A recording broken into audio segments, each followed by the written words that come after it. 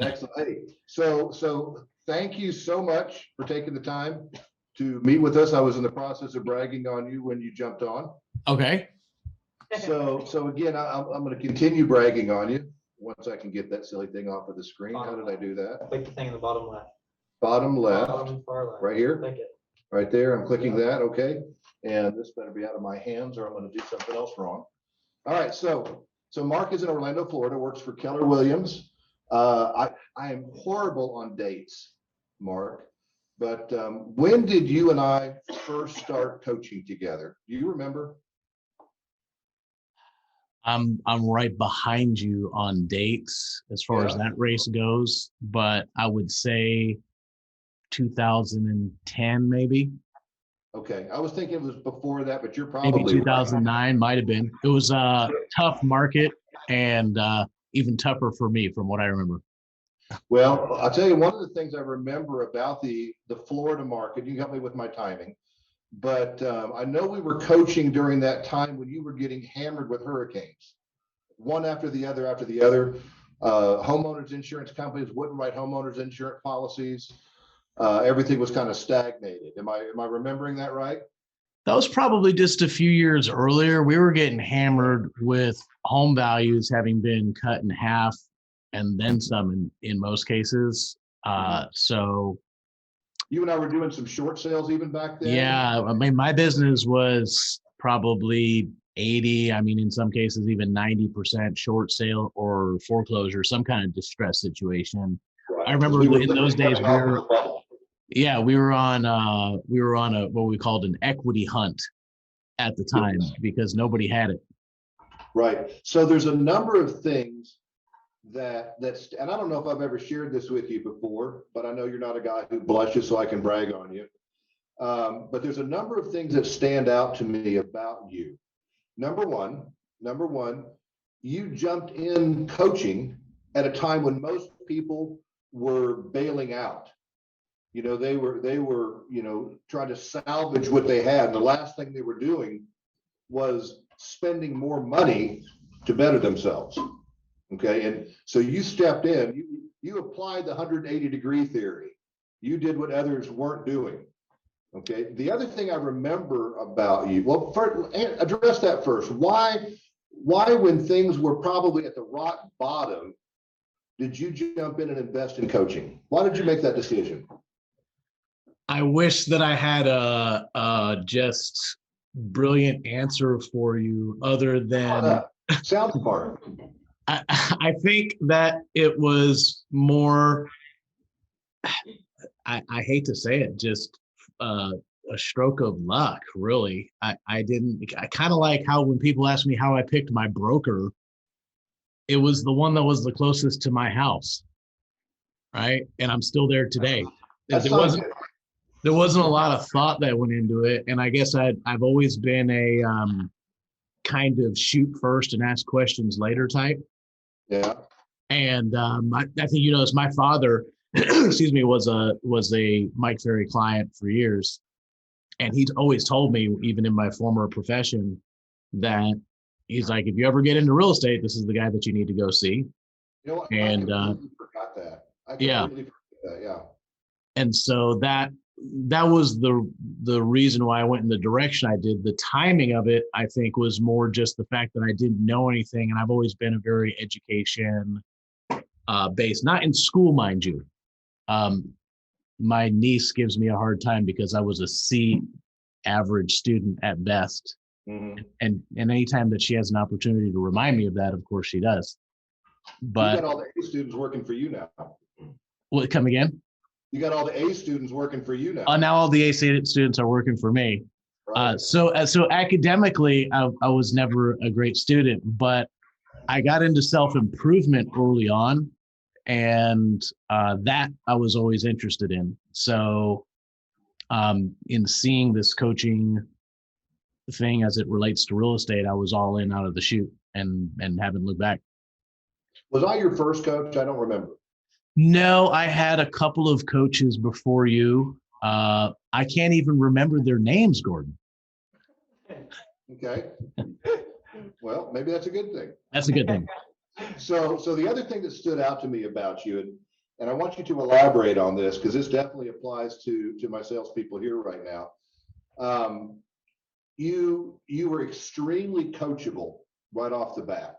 And I know that the first year that we worked together, your production went up dramatically and you continued to climb, I mean, quickly year over year. So talk to me a little bit about, first of all, the mindset that you had for being so coachable, because, you know, if you guys can't tell, hang on, don't answer this question. Ariana, what personality style is Mark? It feels like a driver. Doesn't feel like he is, right? High emotion or low emotion? Low. Low emotion, right? Bottom line oriented? Absolutely. Okay, he's a driver. So being a driver personality, drivers tend to be more internal. Okay. And yet Mark has always, and I've known Mark now for probably 12, 15 years, and he's always very humble. He asks tons of great questions, well thought out questions. Okay. As where a lot of your driver personalities, they won't ask because they are afraid to let anybody know that they don't know. Okay. So Mark has always been very, very humble and very assertive in asking for help. So talk to us a little bit about the attitude that you had coming into coaching and growing your business. Talk to us a little bit about that. Well, I think just from a money standpoint, my attitude is I was paying, you know, at the time, $1,000 a month for coaching. I think I started in 2-on-1, and I think it was still expensive though, like $650 or something a month. Mm-hmm. And my attitude was, well, if I'm going to pay this money, then I'm going to do what the person that I'm paying it to tells me to do. And that just made sense to me. But I think it's like anything that you invest in. If you're gonna invest the time to be a part of something, then make the most out of it. And I guess over time, that's more what that's turned into. Because although I am still in coaching, right? There's a lot of other things that I spend time in, and what I've learned over time is actually more expensive than money. Right. Mm-hmm. And so if I'm going to spend the time like this for you guys, this is a tremendous value for me. So I'm happy to spend the time and I want to make the most of it. Absolutely. So do you recall what some of the first changes and adjustments that you made to your business were that caused you to grow so quickly? I know that's a long time back. Yeah, I think a big part of it was my schedule out of the chute. You might remember I was in the record business. I was in the music business for years, and my hours, if you can imagine, were quite different than what they are today because there was a lot of late nights. Don't get me wrong, great time during those late nights, but related to a lot of slow starts. And for the first couple of years, it was really tough for me to get up and moving at, I mean, hell, even 9 o'clock, I think was tough for me at the time, let alone the 5 o'clock that my coach was asking me to in the beginning to get into the office by 8 and still do all those kinds of things. So I remember for the first couple of years, I actually had an alarm set on my phone that was the song Money by Pink Floyd. Yeah. And so I had that ringing every morning at like 5 or 5:15, whatever that time was. And not only that, but I had it ringing in my kitchen. So I had to get not only up, but I had to get out of the bed, walk clear across the house to turn this thing off. And then by the time I got there, I'm like, well, hell, I'm up. I might as well get moving. Right. And there were some painful walks down the hall, to be assured, but nonetheless, now I can't remember the last time that an alarm woke me up. I mean, I have one set, but I'm up before it.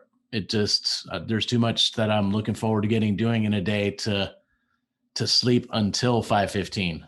Yeah, one of the things that we as a group have been talking about is motivation. You know, if you want something bad enough, you're going to do what it takes to get it. Yep. And you've always been a very motivated guy. So what motivates you now? I mean, first of all, you've taken a huge change of direction in your business, doing better than ever. What's your motivation? Well, initially it was financial. I mean, it always is going to be to some degree, but my family went through a very difficult time financially growing up, and I saw what that did for us as a family. And then I went through, I think I caught you right in the middle of a bankruptcy, and knowing how challenging that was.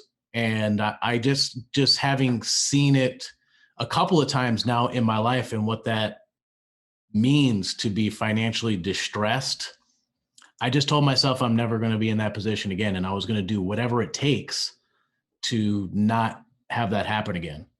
Yeah. And just driving so hard to put myself in a position where, you know, unfortunately today that never will happen again. And barring a really bad decision on my part, now that we're on the other side, I think the motivation is helping other people get to that position through, you know, with my help is a reward that pays, but that's the secondary value to seeing them succeed. And at this point, the drive is to have as many people working with me that I can help be as successful as you help me to be. Yeah. So let me go backwards for a second and address something you said. So you came off of this bankruptcy. You had all sorts of experiences with your family and personally that were not good. And then you said you made up your mind you were going to do whatever it takes. Now that's one of those phrases that's easy to say, hard to do. Talk to us about that particular moment when you were going through that whatever it takes mentality.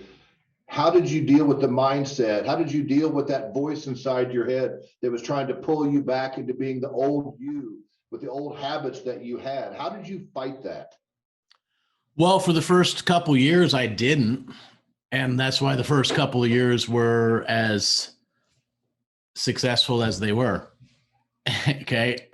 It took time for me to see what the effect of my changing habits had on my life, right? Like it started with that schedule thing. And it wasn't like, well, now that I started waking up at 5 o'clock, 5:15, whatever, I was successful. No, it took several years after that and several other things. I think adopting one word in my life early on in this life anyway, the word no was a powerful tool to take on because frankly, I've got a great network of friends here in Orlando. I'm at a longtime friend's house right now. He's handling this is our podcast set here, my good friend Todd. And we've got a great crew here, and there's all sorts of opportunities to go do this or that or whatever. And it was very hard for me early on to say no to those things because you don't want to let people down. But over time, it got easier. I think people start to appreciate the path that you're on. And it's not that they don't want you there, but they'd rather see you succeed than be at the barbecue or the club or whatever. So I think doing whatever it takes from a social standpoint means letting go of a lot of short-term thrills. Yeah. To go in and do the work that you need to make sure you're up on time, make sure I'm up on time, and showing up 100% on the job rather than, let's just say not 100%. So let me ask you this, Mark, because you've had some unique experiences. So not only have you been now a very successful real estate agent, but then for several years, you were also a very successful coach. You you did what I used to do for you. Yeah. Okay. And now you're a very successful team leader, building a team just like I'm doing here. My question is this: you've been exposed to a lot of different real estate agents. Mm. Some of them have done very, very well, and some of them haven't. What do you see in common with the people that succeed at a high level?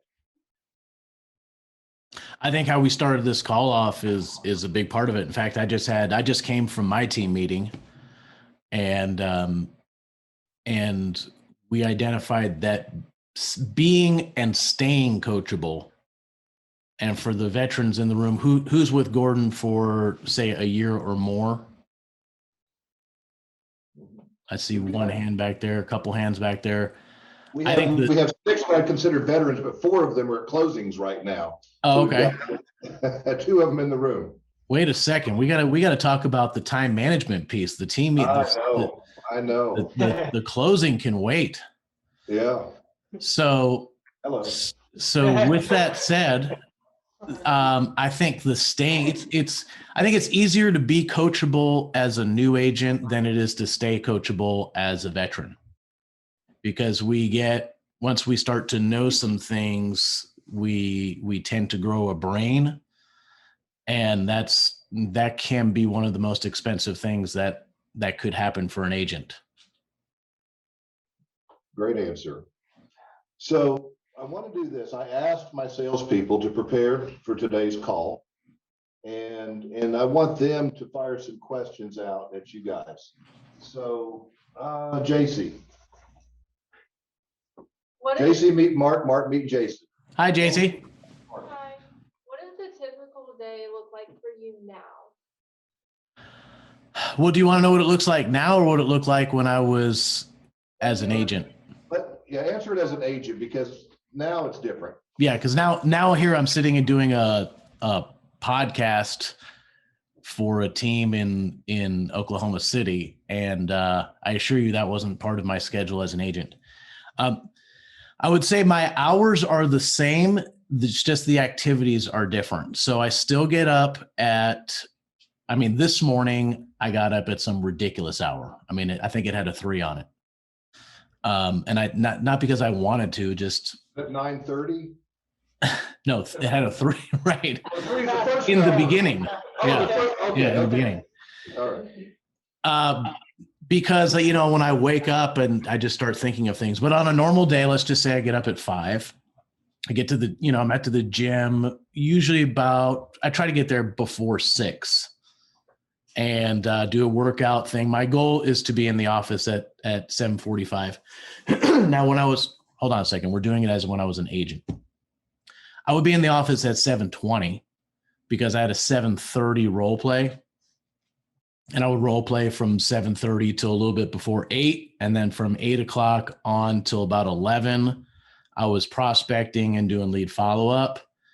And if you can ask any of the many admin that have come and gone through my office, they knew of one thing to not do was to enter my office between the hours of 8 and 11, because that was exclusively for prospecting and lead follow-up and setting appointments. The only time that they could come in my office, I was a bit of a tyrant, was when I hit them on the chat that said I'd set an appointment, and they were allowed to come in and get the lead and start doing their CMA.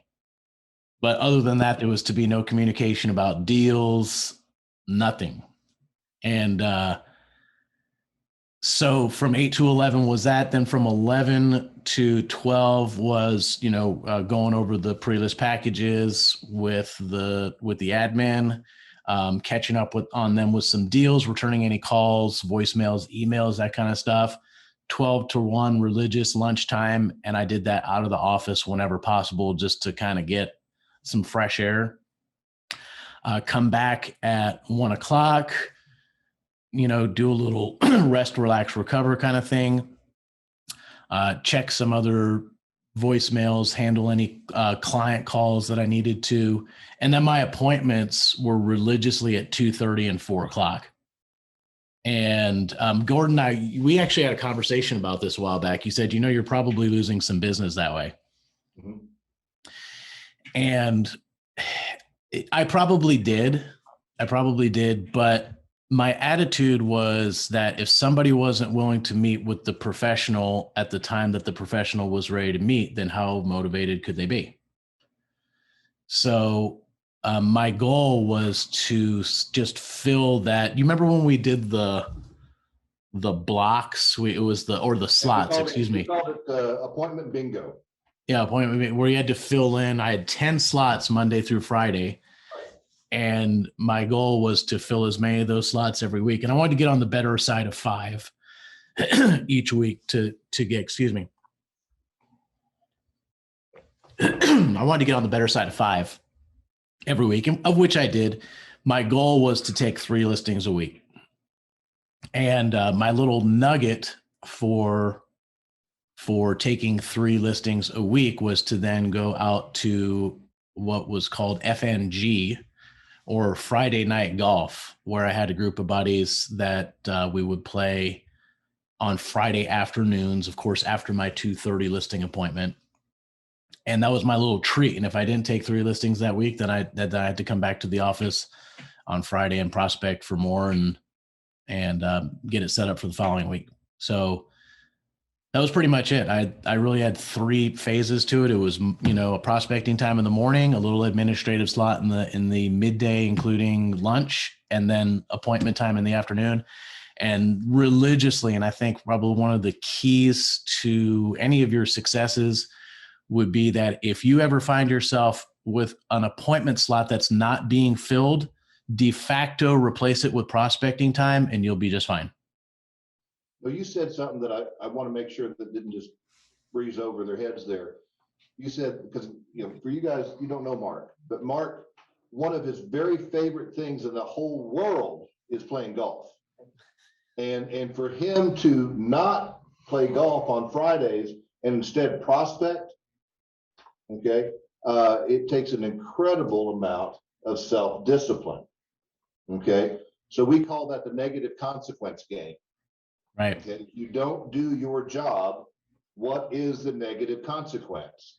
Now, the hard part about that is who's going to hold Mark to that negative consequence? Mark. Okay. So, and that just shows you the level of self-discipline he's got. Okay. How many of you would like, oh, I think I'm just going to give myself a break today. I'm going to let myself off the hook.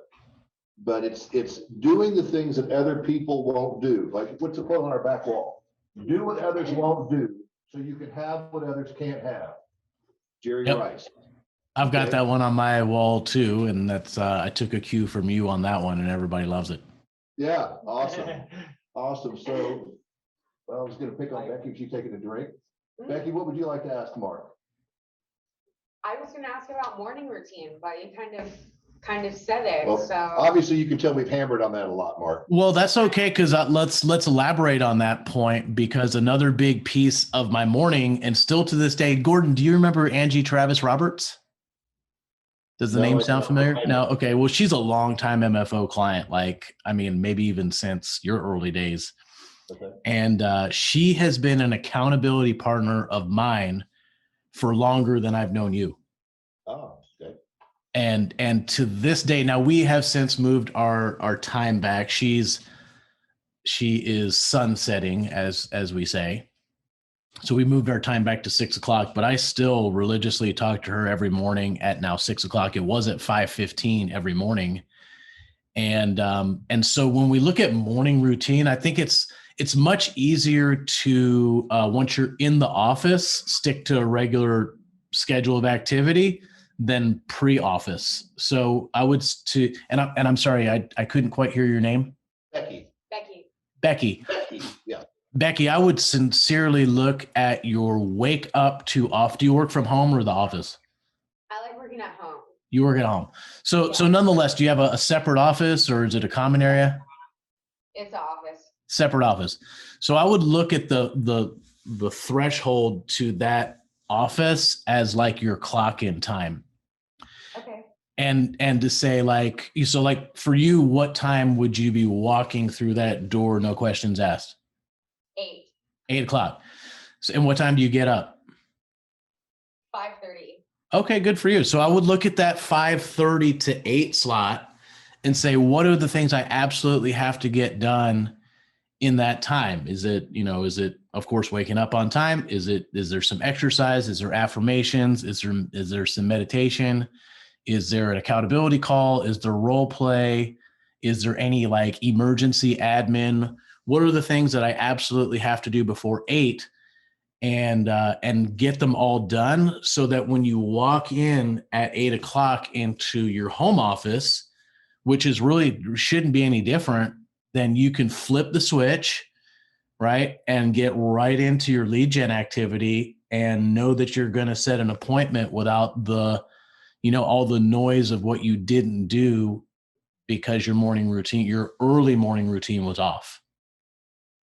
I like that. Thank you. You got it. Excellent. Joe, any questions for Mark? If you get a lead and he says that he's not going to make a move for 3 months, how do you follow up and when do you start following up? Did you hear that, Mark? Yeah. And I'm sorry, what's your name? Joe? So first off, I would say to you, Joe, what is your definition of a lead? Just somebody that tells you that, a lead is someone that, Somebody that, someone you're going to potentially sell a house for. So typically what we say is a lead is somebody who's going to do something within this period of time. Okay. And then you've got to decide what that period of time is for you. That's what Mark's asking. Okay, I got you. Okay. I'd say probably 3 months. so this would qualify as a lead then for you, right? We used to say cut it in half, but now our team is if they're not inside of 30 days, which will qualify as an appointment now, then we're following up with them every month to check in. And if they're 90 days out, I'd say cut that in half every other week. All right. But my question would be, first off, is why are they 90 days out and how can I improve that timeline on my end? So, is it a lease that's holding him back? Is there a condition that's really holding him back? Or are they just telling me 90 days and I'm going with it?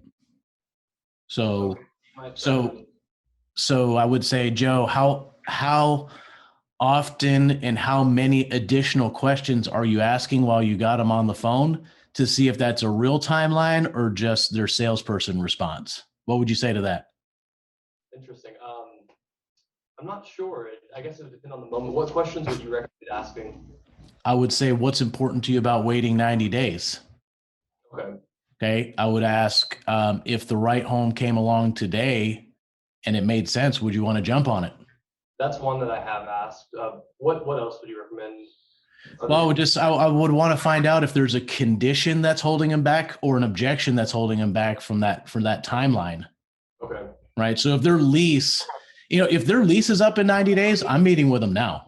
I mean, that's 90 days for a lease, but if their lease isn't up for a year, then I'm probably going to put them on the back burner. Right. Because that's certainly a condition. And I don't know about you guys, but we're not getting too many people to break their leases here. So I would ask, is there a financial condition?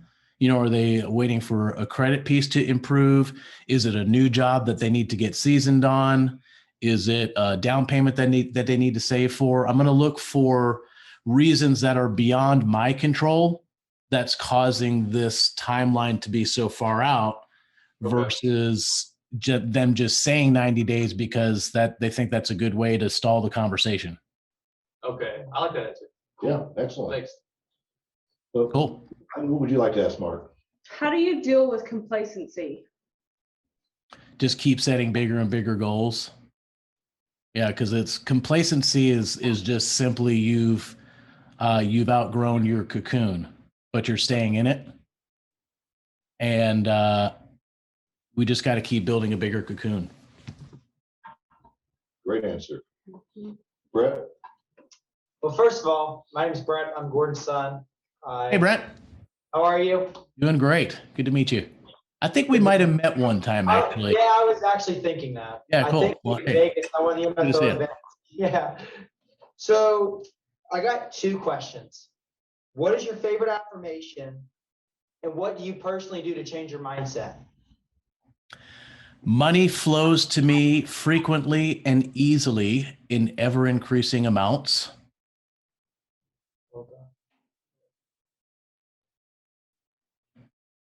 And I'm sorry, Brent, what was the second one?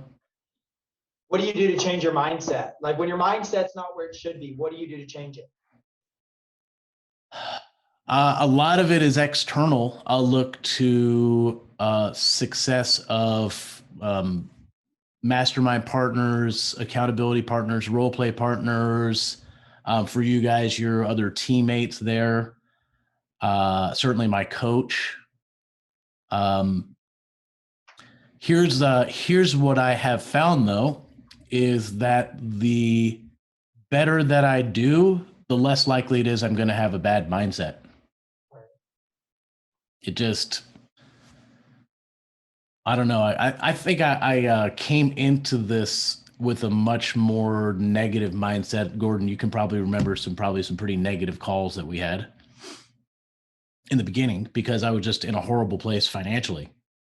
Right. And that is going to be just something that, you know, individually you'll have to choose to get over or not. But there's, don't get me wrong, there's crap. I have crappy days like anybody else, but number one, they happen far less often, and number two, I can get over it much quicker now because of all the great things that we've been working on for the last 15 years that are coming to fruition now. Right. So I've always coached on the act as if mentality. And even though you might not be in a place financially today where you want to be, just know that the system that you're in, the leadership that you've got is going to get you there as long as you're willing to do the work, and then just act as if you're in that place already. Can you say that affirmation one more time? Yeah, that's Money flows to me frequently and easily in ever increasing amounts. It's a good one. Ariana, question for Mark? So you said in the beginning you had a lot of negative thoughts. When would you say that actually switched over to being more positive? I think it was April 14th. I remember that day. Yeah, you remember that one? Yeah. It's hard to say. I could tell you when the lights turned on, like I wasn't, head on the desk wondering when it was going to end, was in probably 2011, 12. So started in 08, 3 or 4 years in. Now, granted, guys, Gordon, was there a worse real estate market than when I started? No, that was the bottom. Right. And how long have you been in the business now? 35 years. So in 35 years, I decided, by genius way, decided to start at the worst time in history. So there's some different conditions around how long it took for me to get my attitude right, because we were just fighting immeasurable odds. But it's probably going to take a good couple of years to get over the negativity of the business, the rejection, the deals falling apart, the attitudes of the other agents that you're going to encounter. There's a lot of forces working against you to keep positive. And it's not just a discipline to stay positive, but it's also environmental, right? So you're going to naturally be in this place that's going to go negative because you maybe don't have the money that you want. You're not having the number of deals that you want. Your skills aren't where you want them to be. That's just part of being newer.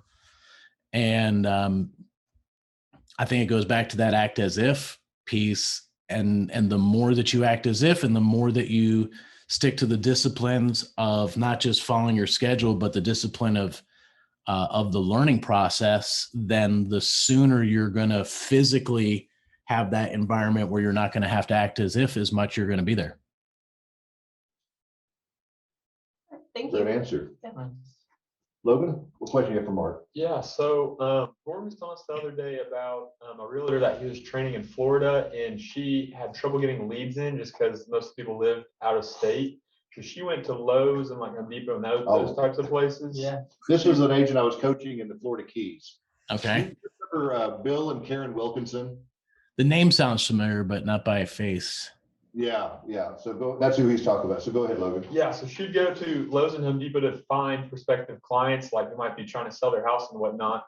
But my question is, what other forms of marketing, like maybe yourself or whatever, that you would do other than just the leads that you get to help like generate more people to come towards you to buy or sell? Well, if I need to get a shower or a toilet installed, I'll start prospecting the Home Depot parking lot because I know I can find some good help there, but I'm probably not going to be looking for listings there.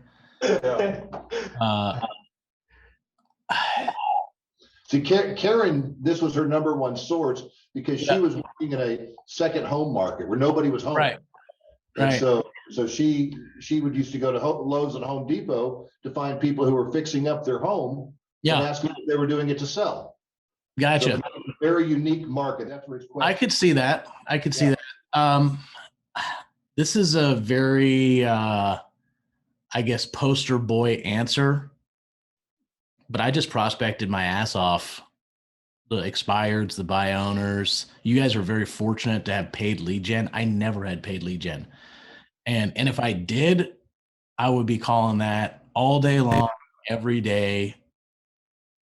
And that's it. I wouldn't really be spending any time trying to think of other ways because you guys, let me just illustrate to you. And Gordon, maybe when you have the chance, you can tell my team.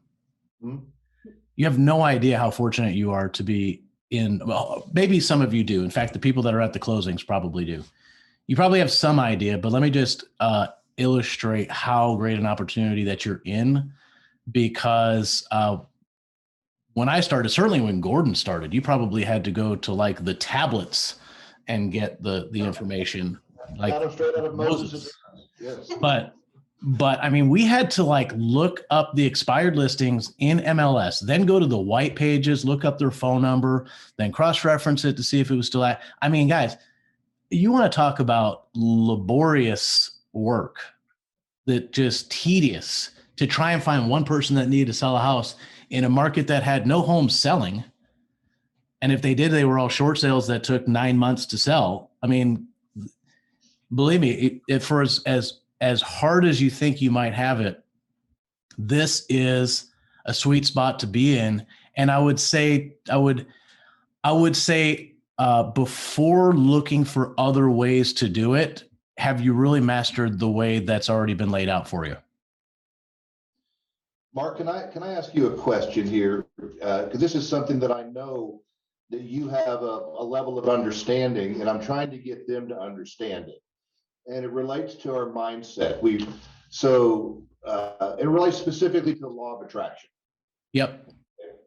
So if you've got the mindset of expecting results, if you've got a positive attitude, positive mindset, you expect results versus the opposite mindset.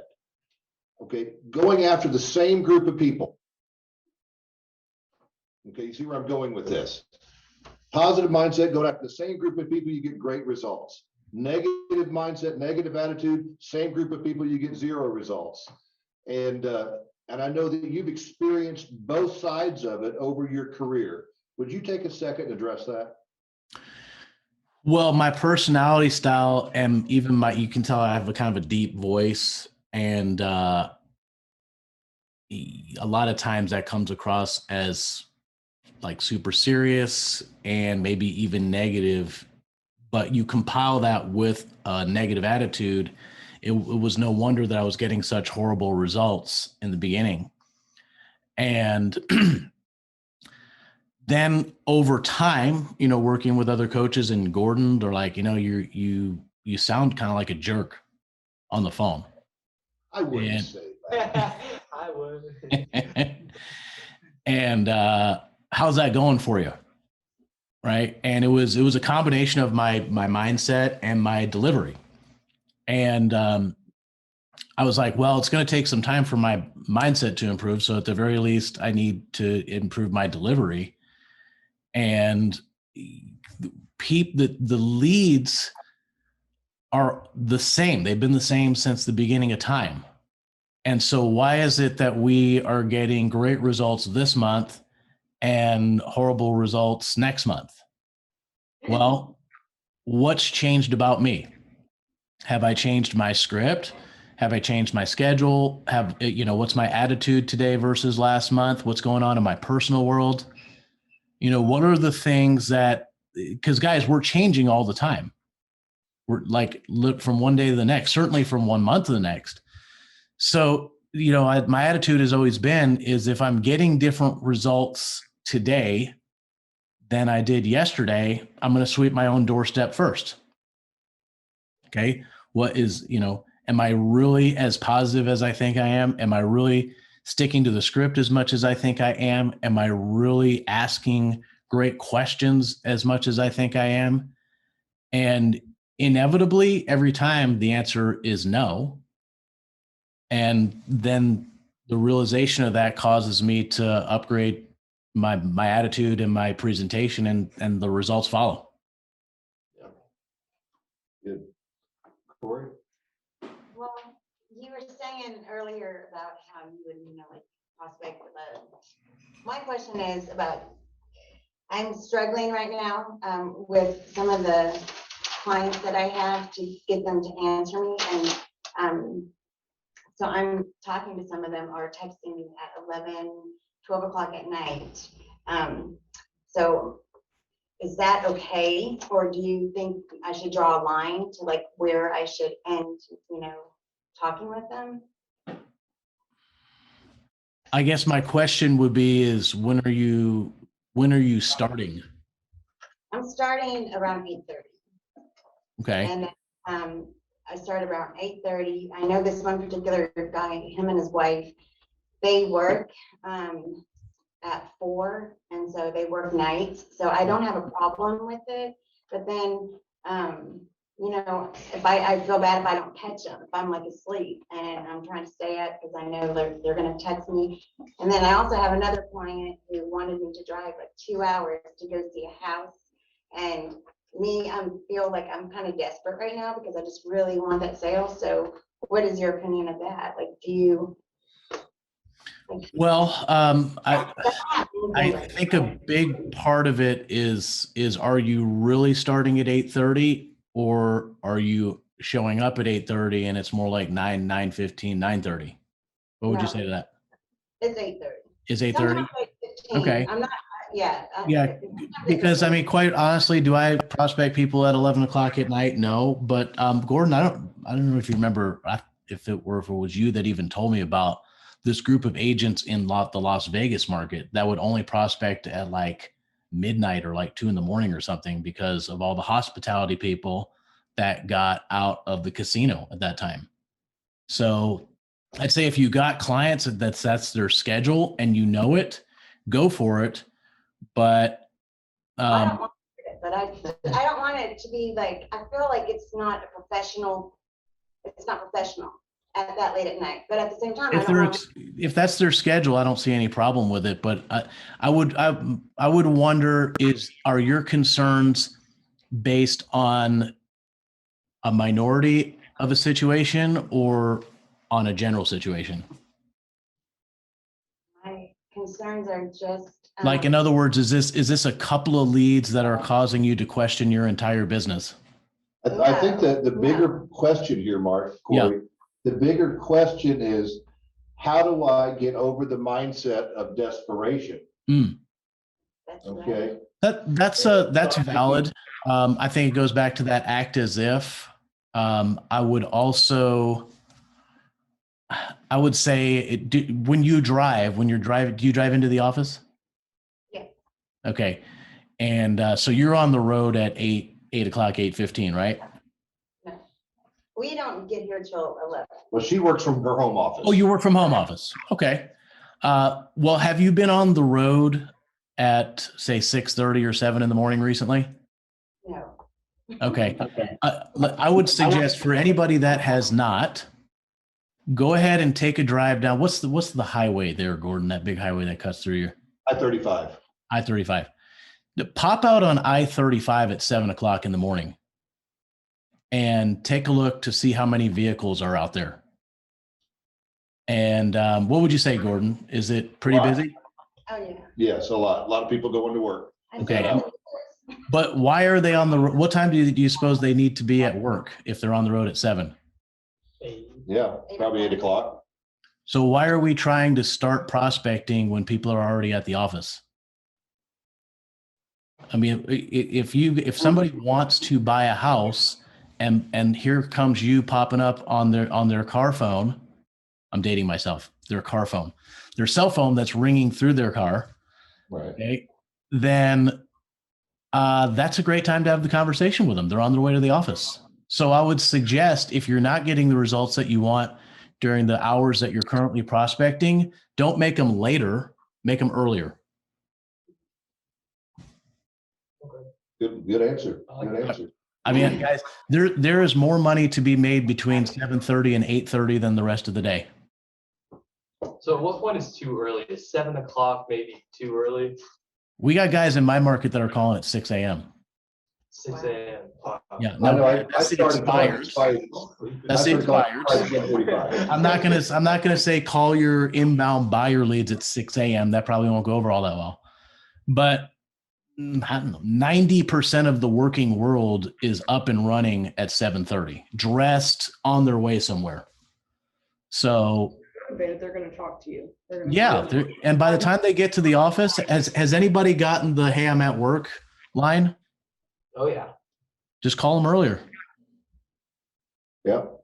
I kid you not, guys. If you would be willing to commit, then maybe 7:30 is not your game, but certainly 8 o'clock. I almost want to recoil and say make 7:30 your game. Get on the phone. Just try it for a week. I mean, what's the worst that can happen? Cool. Yeah, and then get in there and then I would do that. if you set an appointment by 8:30 every day this week, how much easier is the rest of your day? Oh wow. And I mean, I'm just thinking, I don't have the numbers here, but I would be willing to bet that 75% of my appointments in my entire career were set before 8:30. Yeah. Does Absolutely. that might be the not the answer that you were looking for, but it's the one that I got. No, I like it. Thank you. So Isabel's the only one on our team that hasn't asked a question yet. Isabel, what's your Fire question? away, Isabel. Let's hear it. Did you ever find it difficult to maintain a good work-home balance, and what importance do you think that plays in this industry? I think, Isabel, can you slide over a little bit because I can't see you? There you are. I would say if you would be willing to eliminate the word balance from your vocabulary for the next couple of years, you'd be doing yourself a pretty solid justice.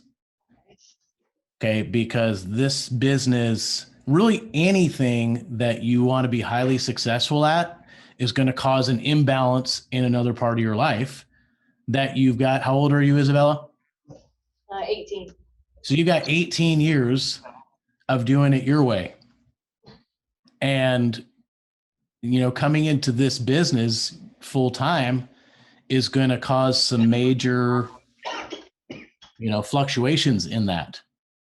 Especially now, because I imagine that you got a good group of friends that want to do stuff, right? I kind of stay to myself for the most part. Okay, and We've been working on that, Mark. We've been working on okay. that. Bad answer. Do any of your friends or any of your peers, let's say for that matter, are any of them in a position to make as much money as you're going to this year? No. They're not, right? So the question is, do you want to be balanced or do you want to continue on that path? Continue on the path. So then you're just going to have to accept imbalance as part of your life for the time being. Okay. Cool. Great answer. Awesome. So everybody's had a chance to ask Mark a question. Any other final questions? I have a fun question I want to ask. You has a fun question. Okay. All right. You're a golfer. I love golf. What's your favorite course you've ever played? Todd, where are we headed to after this call? Eagle Creek. We're headed to Eagle Creek. That's one of my favorite courses.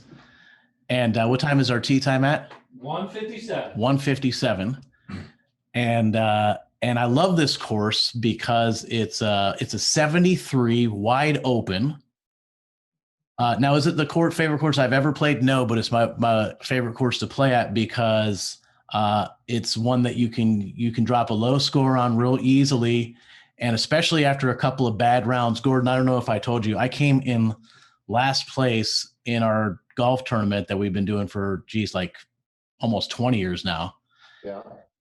I came in so far in last place, like I couldn't even see second to last place. Wow.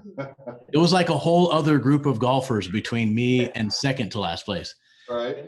And so coming to go play this course here is a real, and actually there's a real estate point to be taken out of this.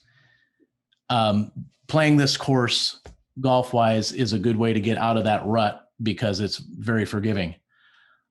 If you're having a tough time with your business, you got a deal that's questionable. You got a lot of people saying no to meeting with you for appointments. That can be very trying mentally. The best thing that you could do would be to call a most recent closing, a past client that you had a really good transaction with, your database as a whole, because generally they're going to be very forgiving, right? They're going to be very accepting of your call. And maybe there's a lead, maybe there isn't, but most importantly, it'll be a positive conversation that will get you back on track with those tougher courses. Yeah, great answer. Great answer.